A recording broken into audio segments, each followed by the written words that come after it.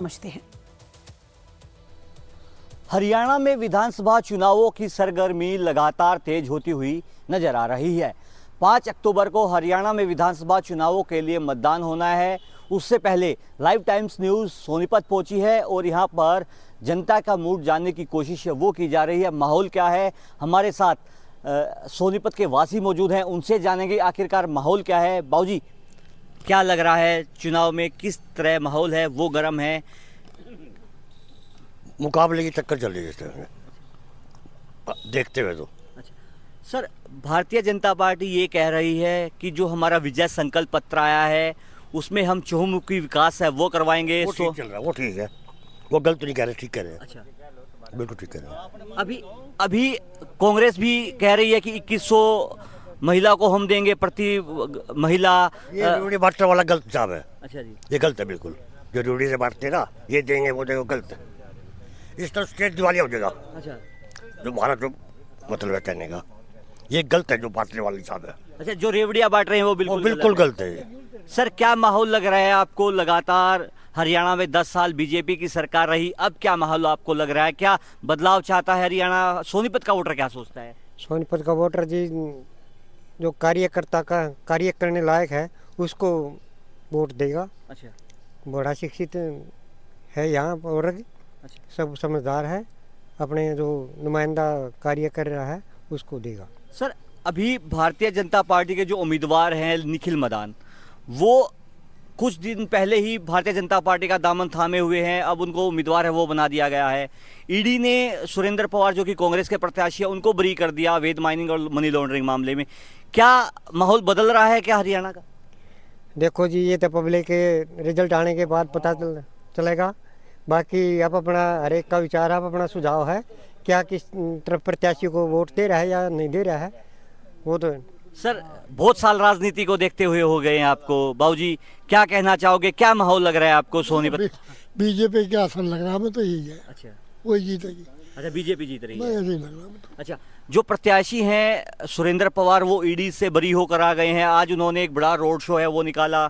निखिल मदान लगातार चुनाव प्रचार प्रसार में जुटे हैं। अरविंद केजरीवाल हरियाणा के दौरे पर है। आपको क्या लगता है हरियाणा की राजनीति है वो किस करवट जा रही है?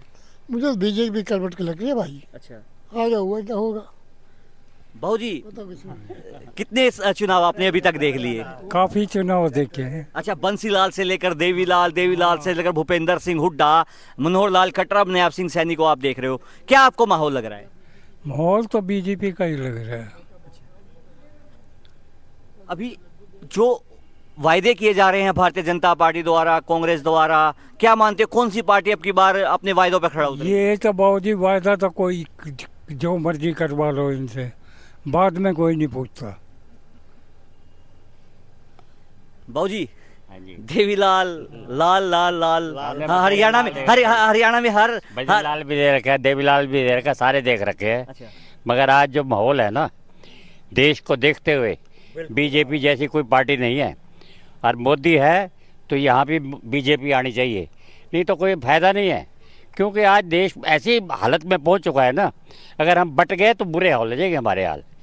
हमें एक होकर रहना चाहिए और मोदी के हाथ हमें मजबूत करने चाहिए, सीधी सी बात है। देखिए, जो बुजुर्ग हैं वो लगातार कह रहे हैं कई लालों की सरकार है वो ये देख चुके हैं। हमारे साथ एक बुजुर्ग और मौजूद हैं। सर, क्या माहौल लग रहा है बाबूजी? बीजेपी का माहौल है जी, और वैसे देखा जाए तो जो ऊपर सरकार है वो नीचे बने तो कुछ फायदेमंद है। और ये जो फ्री की रेवड़ी बांट रहे हैं ना पूरे हिंदुस्तान में, वो बिल्कुल गलत है। डबल इंजन की सरकार की आप बात करें, ऊपर मोदी नीचे भी बीजेपी। लेकिन भूपेंद्र सिंह हुड्डा कहते हैं कि विकास नहीं करवाया। मेट्रो सोनीपत में आनी थी वो नहीं पहुंची। देखो, मेट्रो आनी थी तो आ तो रही है, कहीं जगह आ रही है मेट्रो। को यहाँ सोनीपत में नहीं आई तो को वो नहीं है ना, तो यहाँ भी आ जाएगी। एक एकदम तो सभी हर जगह आती नहीं है। सर, अब की बार क्या मूड है हरियाणा का? सोनीपत का क्या मूड है? देखिए जनाब, पहले तो सबको मैं नमस्कार करना चाह रहा हूँ। इसके बावजूद सोचा तो यही था, जिस हिसाब से 10 साल बीजेपी का राज रहा है और बस्ता उठाने वाला दूसरी पार्टी का नहीं मिलेगा। मगर हमारे देश की जो राजनीति है, जो हमारी पॉकेट मनी जो दुनिया खा लेती है, तो कुछ भी हो सकता है, कहने का मतलब ही अच्छा, है। अभी भूपेंद्र सिंह हुड्डा मन से कह रहे हैं कि हम सरकार बना रहे हैं, दीपेंद्र कह रहे हैं। देखिए जी, दीपेंद्र जी की तो बात करो ही मत, क्योंकि वो तो पंजाबियों को देख के ही खुश नहीं है। पीछे भी एक बार स्टेटमेंट हमने सुनी थी, इन पंजाबियों को तो हम वहाँ छोड़ के आएंगे जहाँ से वो आए थे।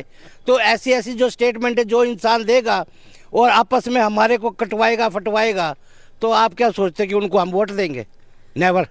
मनोहर लाल खट्टर 9.5 साल हरियाणा के मुख्यमंत्री रहे। चुनाव से महज 6 महीने पहले उन्हें पद से हटाकर नयाब सिंह सैनी को मुख्यमंत्री है वो बना दिया गया। क्या मानता है सोनीपत का वोटर, क्या कहता है? भाई बीजेपी का हम तो प्रेफरेंस देते हैं बीजेपी को, बीजेपी ही आएगी। अच्छा, बस बीजेपी बस। देखिए सोनीपत का वोटर है वो ये सोच रहा है, जिस तरह से हमने बातचीत की कि डबल इंजन की सरकार है, वो सोनीपत का वोटर है वो चाहता है। लेकिन 5 अक्टूबर को जब मतदान होंगे और 8 अक्टूबर को जब नतीजे आएंगे, यह स्पष्ट हो जाएगा कि आखिरकार सोनीपत की जनता ने किसे अपना विधायक बनाया है और हरियाणा का क्या मूड कहता है। सोनीपत से लाइव टाइम्स के लिए सनी मलिक। चुनावी पारा चरम पर है। 5 तारीख को वोटिंग का दिन है और 8 अक्टूबर को परिणाम का दिन है। 8 अक्टूबर को देखने वाली बात होगी कि आखिर अंबाला की जनता किसके सिर पे सत्ता का ताज जो है वो फहराती है। इस बीच आज हम लोग मौजूद हैं अंबाला शहर विधानसभा में और अंबाला शहर की जनता से जानते हैं कि पिछले 10 साल सरकार के कैसे रहे हैं और उसके बाद अब आगे की सरकार से क्या कुछ उम्मीदें जो है वो ये लोग रख कर बैठे हैं, क्या कुछ आगे होना चाहिए। तो शुरुआत करते हैं लोगों से। तो जी, क्या नाम है आपका? मेरा नाम रमन सैनी है। जी, आपने मेरा सवाल सुना कि 10 साल हो चुके हैं भाजपा को और हरियाणा में भाजपा है। अंबाला की बात करें तो पिछले 2 बार से असीम गोयल है और अब तीसरी बार भी भाजपा ने उन्हें उतारा है। एक तरफ निर्मल सिंह है, क्या सोचते हैं कि कितने काम? देखिए, अगर मैं हरियाणा की बात करूं, मैं बीकॉम किया हुआ है, एमबीए किया हुआ है। और अगर पिछले 10 सालों से अपना कंपैरिजन करें यहाँ पे, अगर जो अभी बीजेपी की सरकार जो है अभी, तो हरियाणा की जो पर कैपिटल इनकम है इस समय इंडिया में 5वें नंबर पे आ गई है। मतलब 90,000 से आज 3 लाख प्लस हो गई है। तो इस हिसाब से जो अगर देखा जाए, ओवरऑल ग्रोथ देखी जाए तो बहुत बढ़िया हुई है। और हरियाणा के अलावा अगर हम अंबाला की बात करें तो अंबाला में अगर कंपैरिजन करूँ पिछली सरकार से या जो भविष्य पुरानी जो हिस्ट्री में सरकारें रही हैं, तो इस हिसाब से अंबाला में बहुत अच्छा काम हुआ है। जैसे कि हमारे यहाँ पे मेडिकल फैसिलिटी यहाँ पे कैंट में बहुत ज़बरदस्त हॉस्पिटल बनाया है और हमारे यहाँ पे भी टीवी का हॉस्पिटल बन रहा है। तो अंबाला में उस लेवल पे बहुत बढ़िया काम हुए हैं अगर वैसे कंपैरिजन किया जाए तो अब देखेंगे, अभी अंबाला की बात करते हैं, क्या कुछ उम्मीदें करते हैं, क्या अंबाला में सुधार होनी चाहिए? देखिए, अगर अभी तक जो 10 साल का अगर हम देखा जाए, अंबाला में जो हमारे यहाँ पे असीम जी हैं, माननीय मंत्री जी भी हैं यहाँ पे, और उनका अगर 10 साल का ओवरऑल कैरियर देखा जाए तो बहुत बढ़िया रहा है। और अगर हम कुछ और उनसे उम्मीद कर रहे हैं तो मुझे उम्मीद है, जैसा मैं देख रहा हूँ, और ये जो असीम जी है तीसरी बार यहाँ से एमएलए बनने के पूरे चांस नहीं 100% चांस हैं। और अब उनसे हम उम्मीद कर रहे हैं कि जो हमारे यहाँ पे जो अंबाला में जो उन्होंने अब रोजगार के बारे में बोला है कि अब हमारे जो अंबाला में रोजगार जो एक उभरती समस्या नजर आ रही है युवाओं के लिए, आईएमटी की बात है। आईएमटी मंत्री जी ने बोला था कि हम जल्दी यहाँ पे बना देंगे और वो बनने भी शुरुआत भी हो गई है, उन्होंने शुरुआत कर दी है। तो हम चाहते हैं कि अगर जल्दी से जल्दी आईएमटी बनाए, मंत्री जी दोबारे आए और मंत्री जी बन के तो आईएमटी का काम शुरू करें, जिससे यहाँ पे जो 20-25 हज़ार रोजगार हैं वो जल्दी से जल्दी उनको पूरा किया जाए। जी, शुक्रिया। और भी लोग हैं, उनसे बात करते हैं। तो अंकल, कैसा लगा पिछले 10 साल जो है वो अंबाला में भाजपा का राज? देखिए, हम ड्राइवरी करते हैं जी। पहले हम जब गाड़ियां चलाते थे तो जो शार रोड है इसकी हालात बहुत खस्ता थी जी। रात को कभी आना पड़ जाए तो बड़ा मुश्किल होता था। पिछले 10 सालों में इसका विकास हुआ है और इसमें कुछ कहते आ रही थी कि इसके जो अंडर ब्रिज है गाँव में जो कटाव हैं वहाँ एक्सीडेंट होते थे, वो भाजपा सरकार ने वो भी मतलब काम चल रहा है बहुत अच्छी। और अंडर ब्रिज बने हैं जहाँ पे जाम लगता था, जैसे हम स्कूल के बच्चे लेके जाते हैं तो लेट हो जाते थे, उसकी भी सुविधा बहुत अच्छी हो गई। और आगे भी हम आश करते हैं कि असीम जी को हम फुल वोटों से जिताएंगे। हम गडरिया पाल समाज से संबंधित रखते हैं और यहाँ का ब्लॉक कौमे जाति की तरफ से प्रधान भी हूँ। तो हमने सब जगह उनको बोल दिया है कि असीम जी को वोट डालनी है। आगे जो विकास कार्य होंगे वो भी बहुत अच्छे ढंग से होंगे। सड़कों का निर्माण हुआ है, गलियों का, पीने के पानी का। हमारे कबीर नगर में भी एक ट्यूबवेल उन्होंने लगवाया। अच्छा जी, तो लोगों से जान लेते हैं, तो कैसे रहे भाजपा के 10 साल, क्या उम्मीद करते हैं आने वाली सरकार से? भाजपा सरकार वैसे तो हमारी उम्मीदों पर काफ़ी कुछ खरी उतर चुकी है। जैसे कि हमारे यहाँ बड़ी समस्या थी, जगह जगह फाटक थे रेलवे के, वहाँ एक्सीडेंट अक्सर होते रहते थे। बहुत सी बहनें विधवा हुई, बहुत सी माएँ विधवा हुई। हमारी सरकार आने के बाद 4 अंडरपास और 1 ओवरब्रिज अम्बाला शहर में बन चुका है, और इसके लिए मैं हरियाणा सरकार और मंत्री जी को धन्यवाद देता हूँ। हमारे और भी जो यहाँ से नेता जिन्होंने इसके लिए प्रयास किया, मैं सबका धन्यवाद करता हूँ। तो अब आगे क्या कुछ उम्मीद करते हैं, क्या कुछ होना चाहिए, कोई कमियां दिखाई देती हैं? देखो, कोई भी आदमी जब काम करता है तो ऐसा है तो नहीं कि संपूर्ण कला संपन्न है, कोई ना कोई कमी तो रहेगी जी। इस सरकार में भी कमी रही है। जो मैं समझता हूँ वो ये है कि जो मेरा जो ये एरिया है जहाँ मैं रहता हूँ, यहाँ एक नाला निकलता है, बलदेव नगर से आता है और उसका पानी जीटी रोड के नीचे होकर उधर जाता है। तो वहाँ पुलिया बननी चाहिए। ये मेरी नहीं, मेरे पूरे इस एरिया की डिमांड है बलदेव नगर तक। वहाँ पाइप डाल रखे हैं और वो पाइप पानी खींच नहीं पाते और हमारे यहाँ एकदम फ्लड टाइप हो जाता है। मैं प्रशासन से, शासन से और सरकार से ये मैं उम्मीद करता हूँ कि तीसरी बार अगर बीजेपी की सरकार बनती है तो इस ओर जरूर ध्यान दिया जाए। ये मेरी टॉप प्रायोरिटी पे है।